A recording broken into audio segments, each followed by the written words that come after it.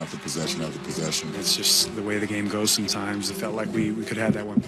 Had a performance from LeBron that was just incredible. I mean, it was epic. This is LeBron James. That's who he is. That's why he's the best player in the world. To do what he did tonight and then come up robbed is just not right. Now they can see us. But you didn't tell me we were going to do that. Meanwhile, bring it on you. Well, we're going to rehearse this later, but okay. Back to the NBA now. And teams, they typically focus on two things during the off days in between playoff games. Adjustments to the X's and O's in game strategy and treating any noteworthy injuries. The Warriors had two against the Cavaliers, one coming into game one. The other happened early in game one. Klay Thompson went down after J.R. Smith slid hard into his left leg. He went to the locker room with what was called a bruised left leg that needed retaping.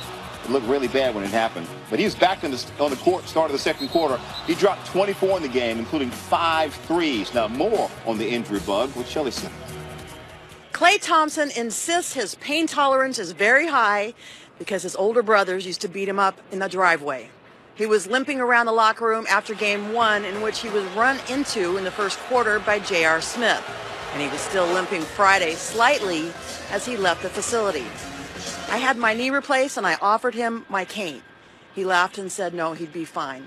Steve Kerr says he's an incredible physical specimen, and indeed, he is the only Warrior to play in all 80 playoff games over the last 4 years.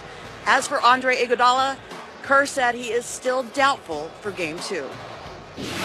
All right, LeBron's had some issues in game one in his Hall of Fame career in the NBA Finals. Remember when the AC broke back in 2014 against the Spurs, 90 degrees inside the arena? It was some extreme conditions. I've never played in an NBA game like it was last night as far as the heat.